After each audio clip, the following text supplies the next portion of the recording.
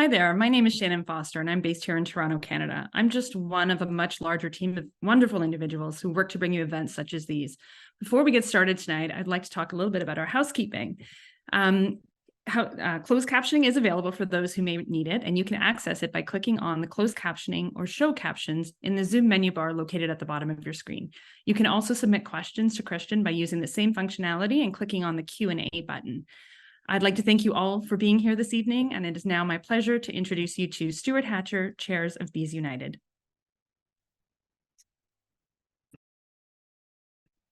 You're on mute, Stuart.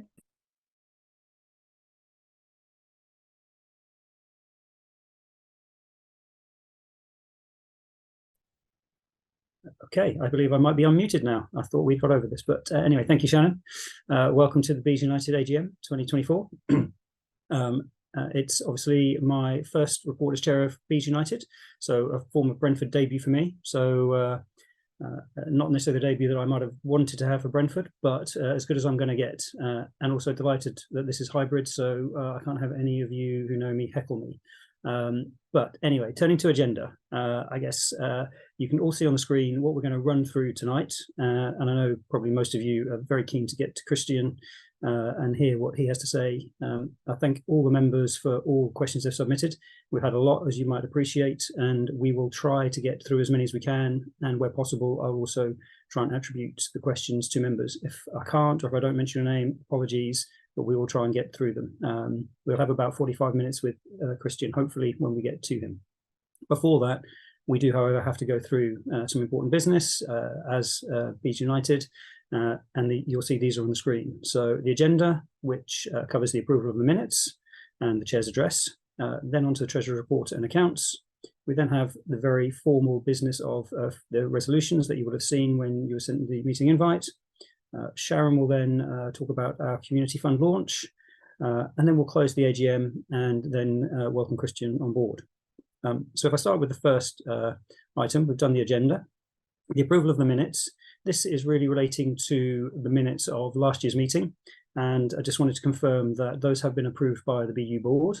They are on the BU website, and if anybody who attended those last year wants to review those, look at those, and has any questions or comments, then please do share those thoughts with us at hello@beesunited.org.uk. But otherwise, we're treating those as approved, and I hope that is good for everybody. With that, this probably leads to my address. And within that, I'm going to try and deal with a few items, and we're going to try and see if I can keep to maybe 8 to 10 minutes. But don't keep a stopwatch on me, please. First of all, before I start getting into these items, I do have to thank every member of the Bees United board for their contribution throughout the year. I'd like to remind everybody at home that every member of the board is a volunteer. They give their time freely, and I appreciate the fact that they do give up that time willingly. I also want to thank the vast number of members who also contribute their time and expertise to a number of initiatives that we run. I think it's safe to say we truly cannot do this, this being running BU, without all of you.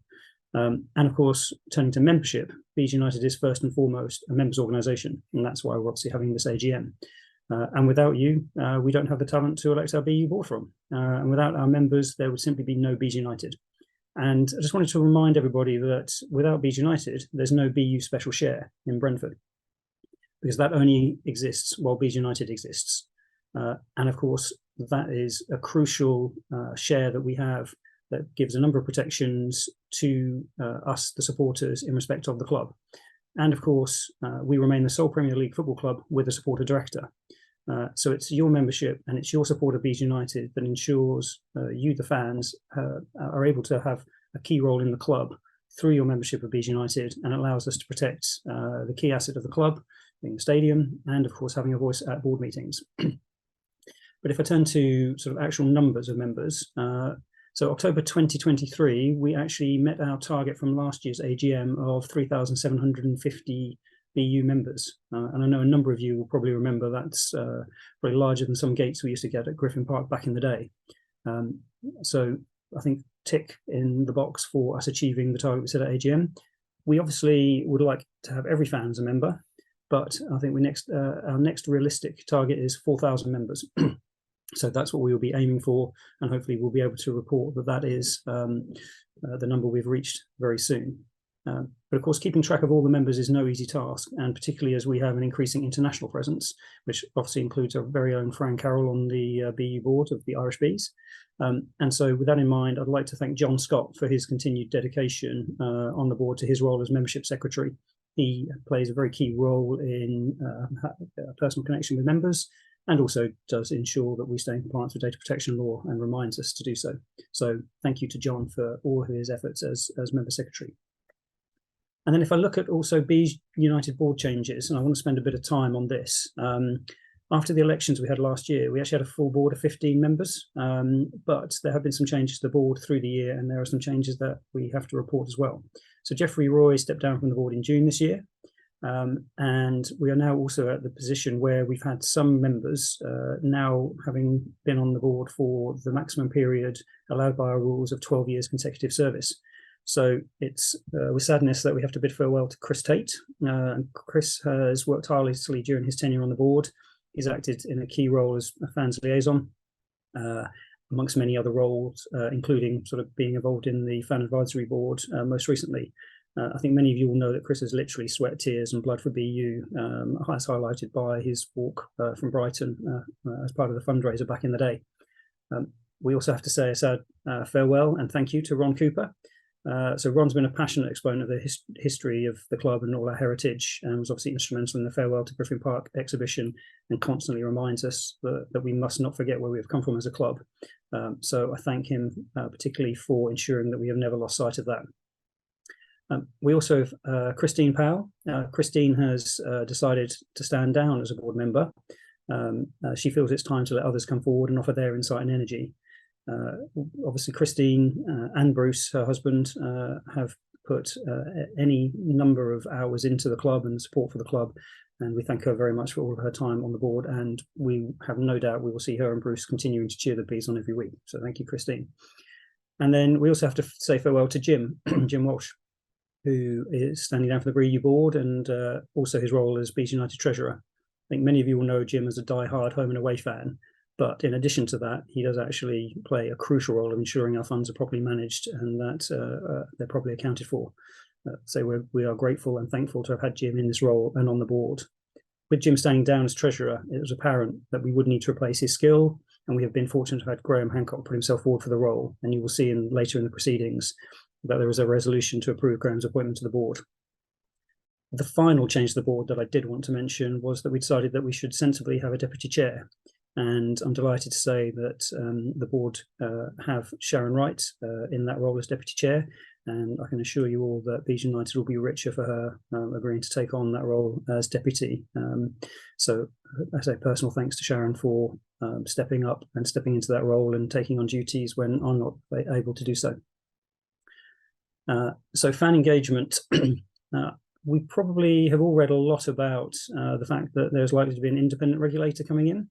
And while we may await much of the detail as to the exact remit of that regulator and the powers that it has, of course, those of you who have read the report will have seen that Brentford FC was actually particularly highlighted as a beacon of how good governance should apply in a football club, with the care for the club as a unique community asset. And of course, the BU special share was also highlighted in Tracy Crouch's report as being a sensible approach and a way to balance fans' interest with that of owners.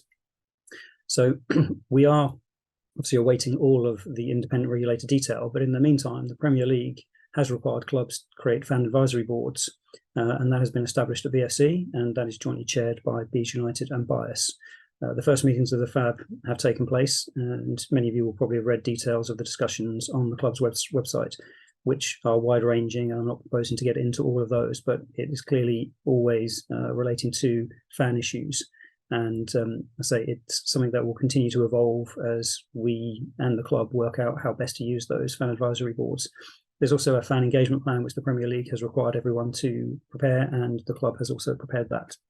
And that's available on the website for those of you who want to review that.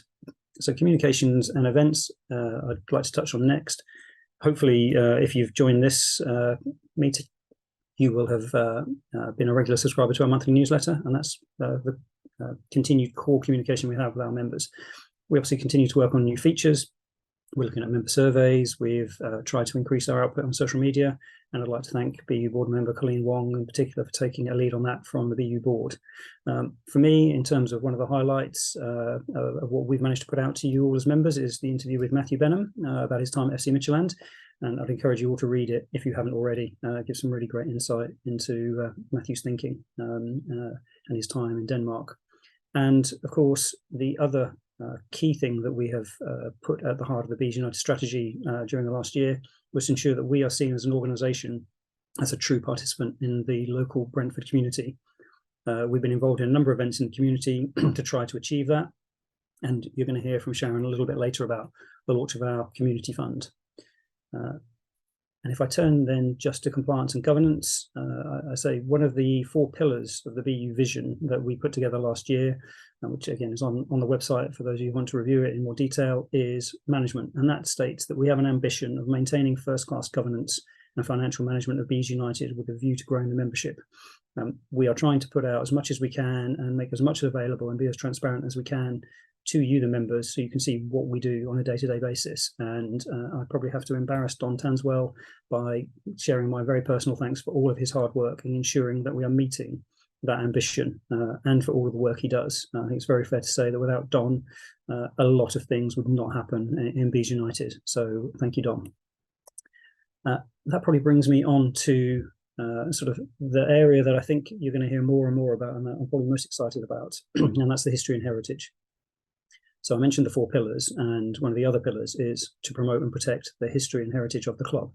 Now, we have plans to do a lot on history and heritage, because obviously we all have to remember the club did exist before the Premier League, hard as that may be to remember sometimes. But I'd like to just highlight 2 specific things for now. First one is probably a much longer term project that you will see evolve over the years, but this relates to the BFC archive. So Bees United has become the owners of the club's collection of memorabilia. So the club realised that they didn't really have a strategy for it and weren't really doing anything with it. So Bees United said, we have plans, we have ideas, we will become the custodians, we'll take ownership. And the club agreed that that was a sensible thing to do. And we have been blessed with a committed, dedicated expert team of Brentford historians who have willingly given their time to share their knowledge of the club and help us create a new comprehensive catalogue of all heritage items that we have. So that's an ongoing piece of work, and it is a massive effort. So thank you to all of those who have been involved in that. Our aim is to ultimately digitise the entire archive and create an online, viewable, searchable database of all of our historic memorabilia. So watch this space. And then, of course, November last year, many of you may have seen, some of you may have been there, but we actually have mounted and unveiled a plaque near the one over the 8s, which celebrates the location of the first meetings that were held to agree to found Brentford FC. And I have to thank Jonathan Birchall and Brendan Nevin particularly for their insights in the club's history and the history of the club's kits. That was part of the pre-presentation session. They were brilliant, fascinating presentations. And if you ever get the chance to speak to either of those about the history or the club kits, you will not regret spending that time listening to them. It is stunning the level of detail they can go into. And I say it was a real highlight of the event, which we were privileged to hear them actually talk about. So much more on history and heritage to come, but that's probably just 2 highlights. And that's probably the end of my chair report. So it's just a big thank you to all of the members, for all of you for showing up tonight, and for all of you continuing to be involved in efforts around the club. So thank you. Now, Treasurer's report and accounts. This is supposed to be Jim, but you're probably going to have a little bit more time from me, because Jim was last spotted, I believe, wearing dark sunglasses with a large suitcase boarding a plane to Rio, and had sent me a text to say, good luck finding the passwords. I'm not sure what that means, but I have to now step in and do Jim's very short report and accounts, trying to step in and deal with that. There's a few things. First of all, Bees United is solvent. I said Jim's done a fantastic job. Actually made a profit last year. So we continue to thank all the members who continue to donate to the club, to Bees United. That has meant that we have been able to undertake a lot of the activities we're planning to take in terms of history and heritage. So thank you for that. The other key things that we have done this year is we have actually had about £180,000 repaid by the club to BU. Now, BU still has about £500,000 that the club owe us. We think that's important that we retain that historic link as to monies lent by the fans to the club, despite us being in an entirely different financial situation from the days when we could have gone out of business. But having had monies repaid, we are now able to take advantage of the increased interest rates and introduce a sort of simple treasury system whereby we're trying to get as higher return on our deposits as we can, so that some of the monies that we have taken back from the club, this 180,000, and make that work as hard as we can be used to go into our heritage projects. So there is still the financial link with the club. That is agreed by the board that we should retain that amount, and that £500,000 feels about right.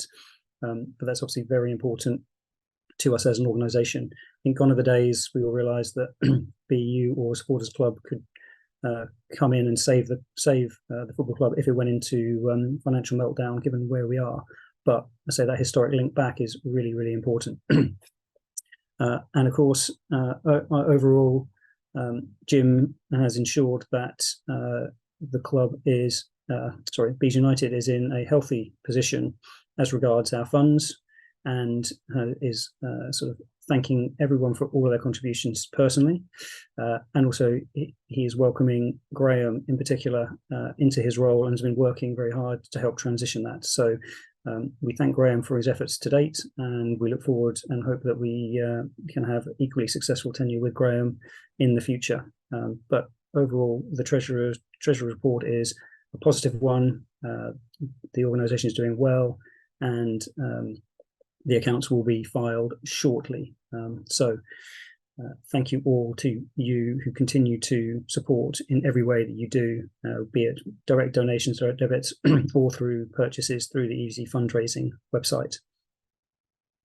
Thank you.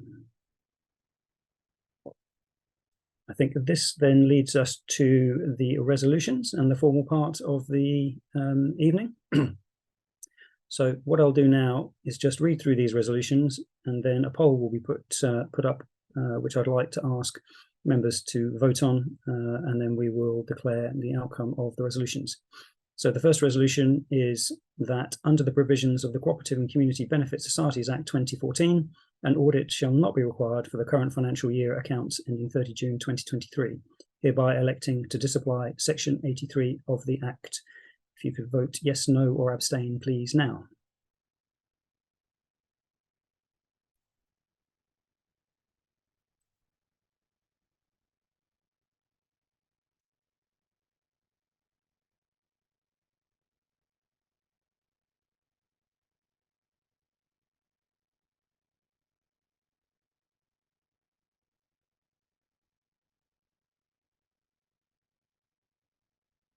Hopefully Shannon will be able to reveal the result of the poll, and I can declare that that is passed with an 87% yes vote. So thank you, everyone. Second resolution is that there will be no membership subscriptions for the current financial year 2023-24. And again, if I could ask you all to vote yes, no, or abstain, please.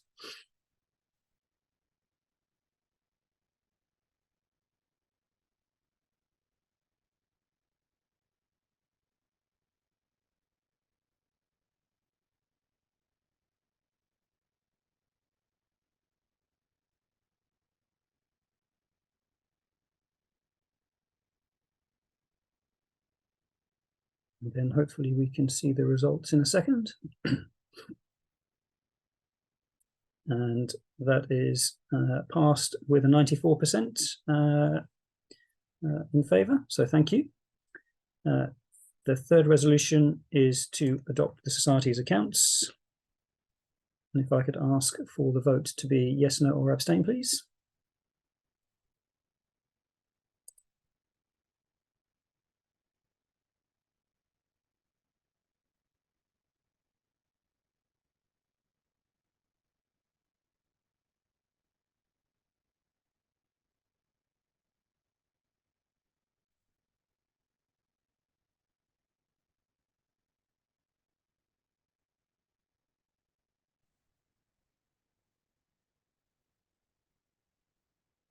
And can we see the result of that, if that has gone up?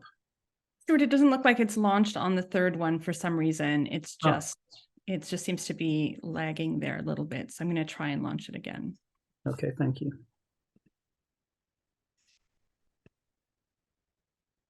Okay, it is up live now. Okay, so if I could ask members to vote yes, no, or abstain, please.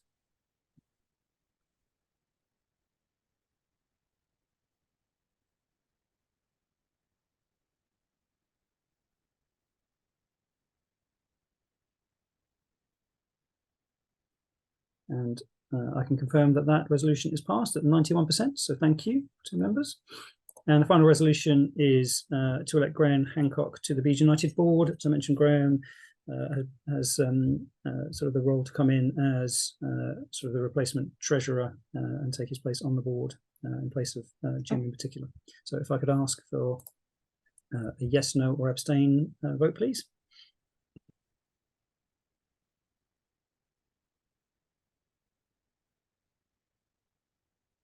Just for clarity, it relaunched the previous one. So the resolution 4.3, the second one that appeared on screen was null and void. So the resolution 4.4 is on screen.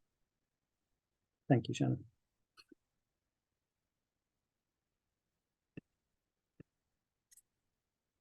And I say thank you and confirm that that resolution is also passed with 89%.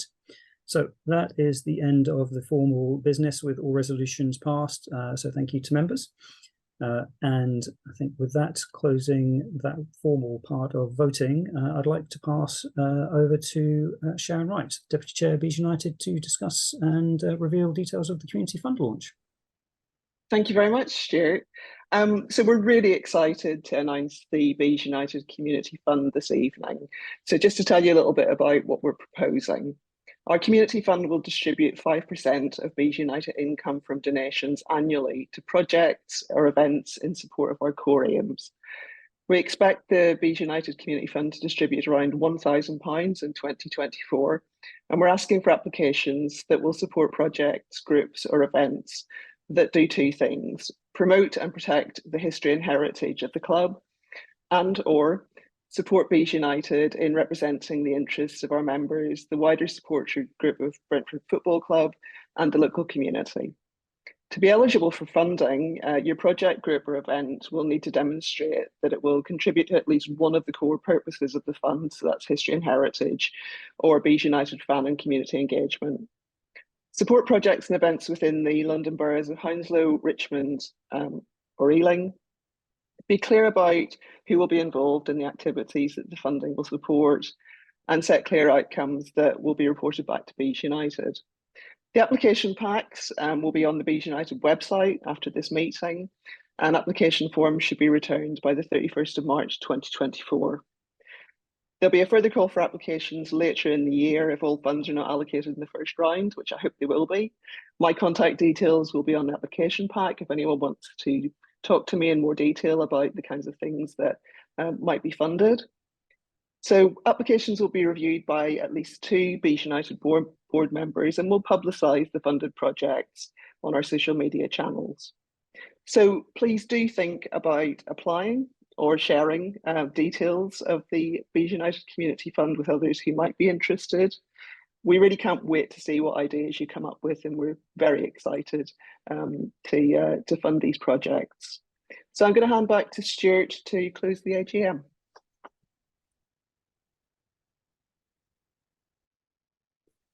Thank you, Sharon. And I'd probably just reiterate that and encourage everyone to go and check out that Community Fund launch, because we really want to sort of get as much out of that as we can.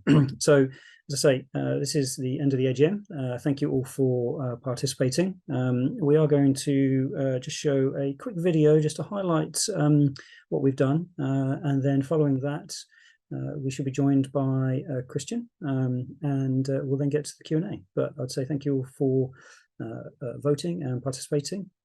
And if I can then ask Shannon to run the video, and we will then get to Christian as soon as we can.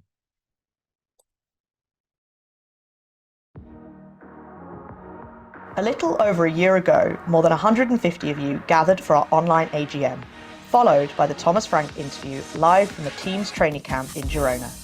It was at that AGM that Stuart announced his resignation as chairman, and when we met another Stuart in a quick introduction.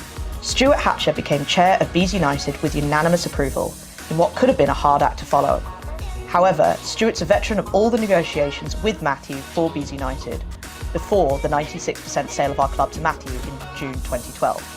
And he quickly set about giving the board some ideas to think about. Straight away, Stuart set some immediate challenges when he asked the board to consider how Bees United should now be seen by you, the members, 10 plus years after that sale to Matthew.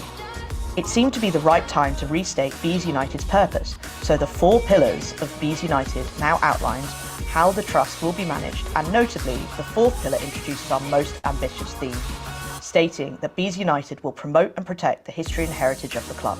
We'll come on to that soon, but as the season closed in great style with our 1-0 win against Man City, thank you Ethan, Bees United set about getting stuck in around Brentford itself. Following that rather special second Premier League season where we finished 9th in the league, in June we were part of the Brentford FC Appreciation Day. We met some very happy people, and we also met some of the soon-to-be very famous Penguins. As June heated up, we teamed up with Eco World in the Brentford Canal Festival. Our aim was to blend physical activity with a significant heritage message. A fantastic number of kids cycled a pretend journey from Griffin Park to G-Tech on bikes that made smoothies that were slurped up immediately. We had a good number of regular customers, including some very well-known ones.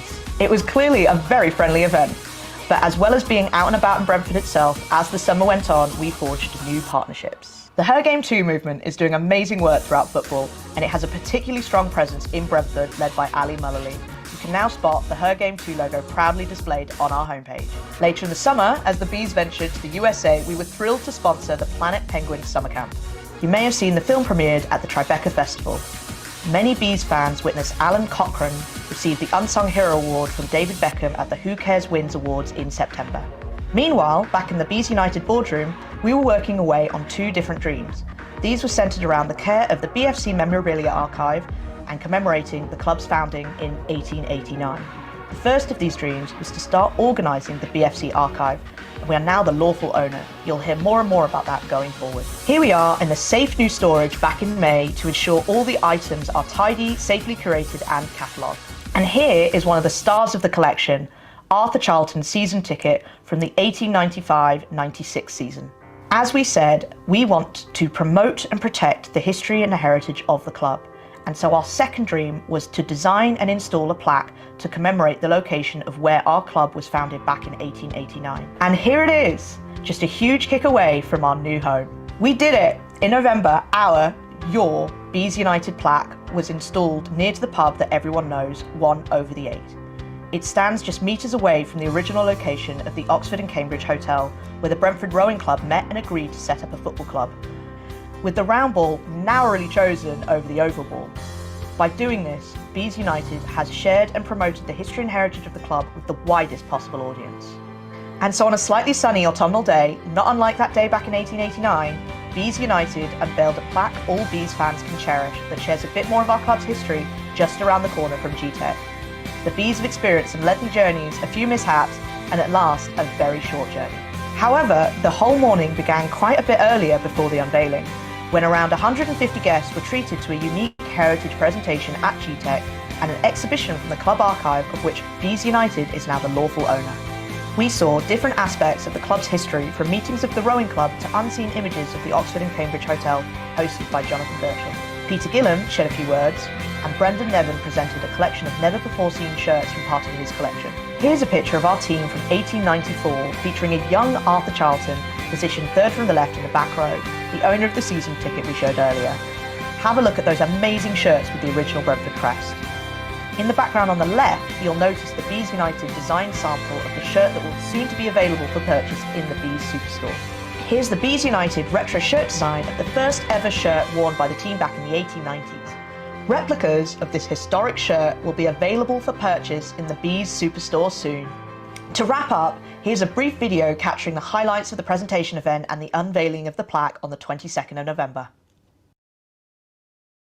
Togetherness and community are key values to everyone at Brentford Football Club. It was those values that inspired the members of Brentford Rowing Club, and now we have a special place that can bring fans and the local community together to take a moment to celebrate our club. And most of all, to all of our Bees fans that have been passionate about this club over those years, this is a very special occasion for all of us. A moment to celebrate and remember the history of the club and ensure we continue to build the club for generations to come. Thank you very much. Go on, you do it.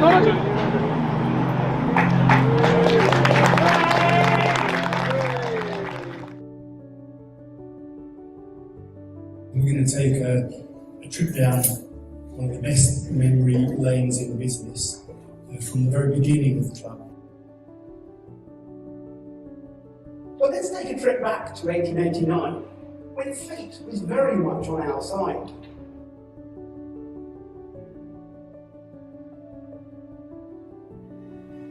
Football shirt, it can be the first item bought for a newborn baby. It can be something secretly worn on a wedding day, or something added to a casket as a fan makes their last journey in this world. I was lucky enough to co-commentate for many years with Alan Denman. I do a presentation for the players and staff. It's about supporters, and I want the players to know why Brentford Football Club.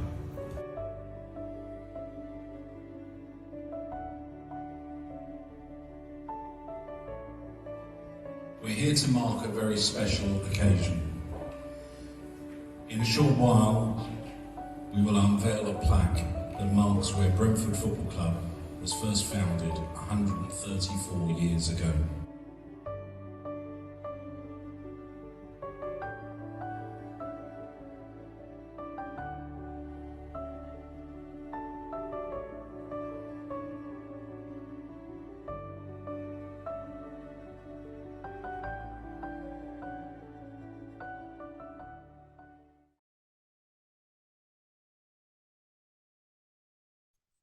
Well, I hope everyone enjoyed that, and that gives them a flavour of everything that BU's, well, not everything, but a number of things that BU has been involved with last year.